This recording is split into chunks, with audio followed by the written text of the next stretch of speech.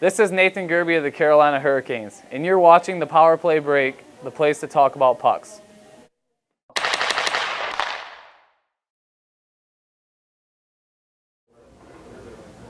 Back here in the Power Play Break with Pete Weber, and before we left, Pete, talk about now you graduating a little bit early from Notre Dame. You must have been proud of that accomplishment. I think my dad was very proud because it cut off the bills. But you're going to head back now home to Galesburg, and you're going to be the sports director at the local radio station. Right. Must have been an exciting time. No responsibilities really, and just going to have some fun. I mean, live at home and make money. I mean, it was all gravy, right? I mean, I pocketed $130 cash a week. This is 1972, 73. How can you get any better than that? But now you're covering like the local sports scene, the high school scene. Well, yeah. Here I was on a radio station that did, with AM and FM, they still had some 50, 60 basketball games to do, all the way to the state tournament. So I got to do a lot of those, and I got to work with our old high school coach who was doing the color by that point. After he'd been hung in effigy, he came back as a color commentator. But then I got to do the state tournament in Champaign. And I got to do the games. It would be crazy how paths would cross again. Chicago Hirsch High School had Ricky Green, who had a pretty good career at Michigan and then in the NBA. And then tiny St. Anne High School had this toe-headed 6'8" kid that had been 6'3" the year before named Jack Sikma. Oh, wow. And Jack Sikma, who had but still had retained all the agility that he had as a high school guard. So that definitely was a highlight. I also had my first real on-air interview with we had two colleges there, junior college, Carl Sandburg College, and then the full liberal arts school, Knox College. Well, at Knox College, my first interview was the injured captain of the then Siwash. I guess that's politically incorrect. They became the Prairie Fire after I left. But Jack Solweedle was my guest, and I thought this is going to be great. I've got an interview at halftime because otherwise I'm working by myself. I could have asked any question in the world, and the answer is going to be yes or no. My 5-minute interview, I think, was composed of roughly 40 questions to get through that. So the breather I had anticipated was not there. I mean, I was even getting down to, what did he had for lunch today? That's how deep we had to go.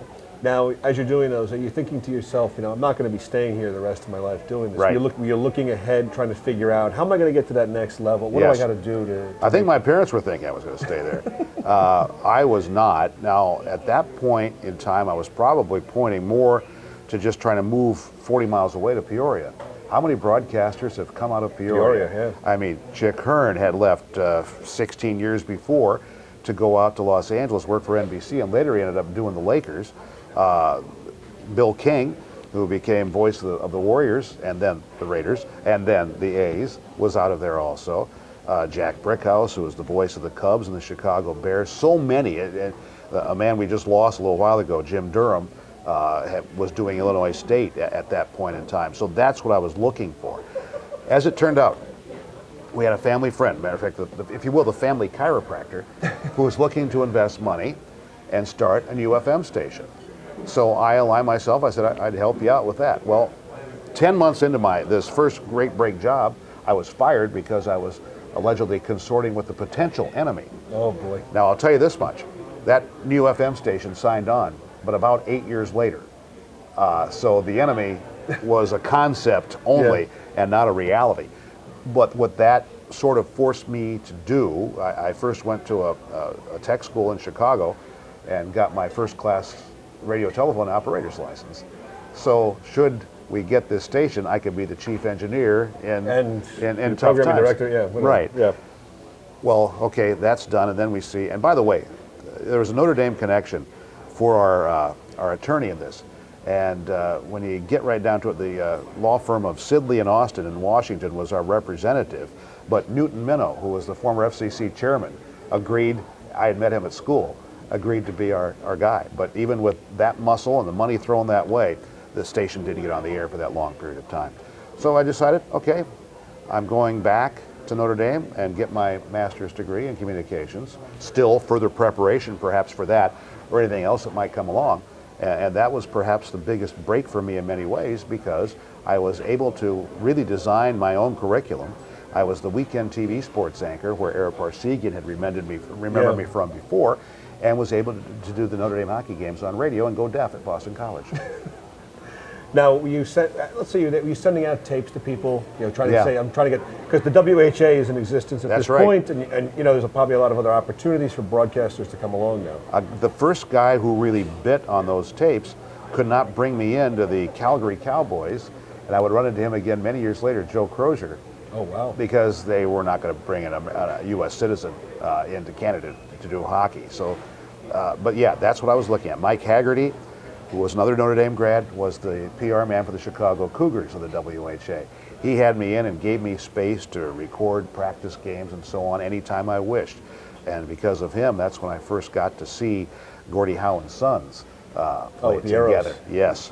Matter of fact, the first game I got to see Gordie and Sons play, we were at the old International Amphitheater in Chicago, and a huge, huge facility. In the other dome, if you will, the other hall, we heard this big roar coming out. And it turned out that was the theater TV for the Ali Foreman fight, where the rope-a-dope was going wow. on. So that night in 1974, yeah. Now, you're doing these things. Are you looking ahead and saying to yourself, I maybe want to get to the NHL, maybe Yes. Major League Baseball? I mean, were you trying to, vary your career a little bit? Oh, yeah. A lot of young people, when they see this, Just look at possibilities. Yeah, they're always... But wide range. Chris, I was not narrowed in on any one thing.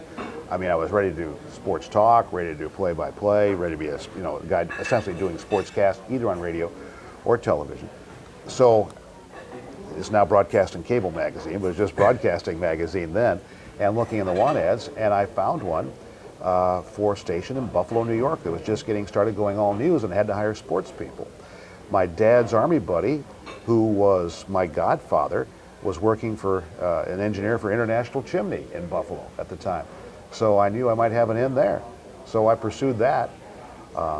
It was just after Star Wars had come out. I saw it with a friend in Georgetown, D.C., and I had a call relayed to me from home to call this guy in Buffalo and set up an interview. And lo and behold, I did. And public broadcasting is what that was. Public station bought an old commercial station and made it an all-news and then overnight a jazz station. But I figured, how could it miss for me? Because the call letters were WEBR. What would be more natural than to have a Weber on WEBR? And that's how it worked out. Now, you moved to Buffalo, I guess. You get the job up there at that Yep. station. Now, the Sabres are around. The Buffalo Braves are still around in the NBA. Yeah, I mean, And the Bills. were you looking to say to yourself, maybe I can get in there, maybe I can do like the sports updates, I'm Yeah. doing this on this, and maybe they'll Right. bring me over. I mean, were you trying to, move yourself forward at that point? Yeah, and what we did, Chris, we got, because there was, I couldn't believe it, after Bill Mazer had left Buffalo, they were doing virtually no college basketball or football on the air that they were originating. They might take the Syracuse game And put it on their airwaves.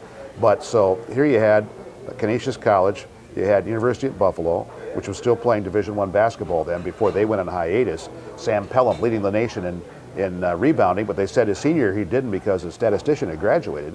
Then we had Buffalo State and Niagara and St. Bonaventure a little bit away. So we were able to do, Sam Anson and myself, the play-by-play of roughly 60 of those schools' games and cover, because we had 3 sportscasts an hour all day long, the Braves, the Sabres, and the Bills. And the Bills, the coach was an old family friend of my dad, Lou Saban. Oh, wow. So I had nice thing. Of course, Lou Saban, you think of this great situation, he resigned 5 games into that season and left things up to Jim Ringo. And the Buffalo Braves were there for just 2 more years, but the Sabres were the hot ticket without any question. They had just been to the Stanley Cup Finals. Now, along the way, are you trying to talk to guys about mentoring you in different things in Yeah. that sense? And saying, what do you do in this situation? Or Don Criqui was pretty much a mentor to me because of the Notre Dame connection. Tim Ryan, another Notre Damer, though Toronto born, very nice to me and very open to me. And I'll tell you, a guy who used to come into town regularly and make sure he took me out to dinner was Al Shaver of the North Stars. Okay. Great mentor for young broadcasters. So I relied on those guys a great deal. And later on, when I moved to Los Angeles, my surrogate father, without question, was Chick Hearn. I mean, he was the guy in charge of broadcasting for the Forum, and he saw to it that this kid that used to listen to him in Peoria got hired and moved out to the Forum. Now, you go out there, you leave Buffalo for a little while. Yep. You're going to come back to Buffalo. Not knowing it, obviously. Not knowing it, but you come to L.A. and you work with Bob Miller, Yes. the Kings. But you're going to be a color analyst. You're not going to be the play-by-play Right, guy. right. Most ex-athletes wind up in that position. Correct. How difficult? Did the players respect you? Did they look Yeah, at you? as a matter of fact, I just visited with Butch Goring as one of the players on the Kings at the time, and a player that I took to the airport in Montreal to send him on that trade to the New York Islanders on those 4 Stanley Cups. And to this day, if I need anything from Marcel Dion, I can have it. I mean, he was a tremendous guy to work with. So I had no trouble with that, but I did realize what you point out.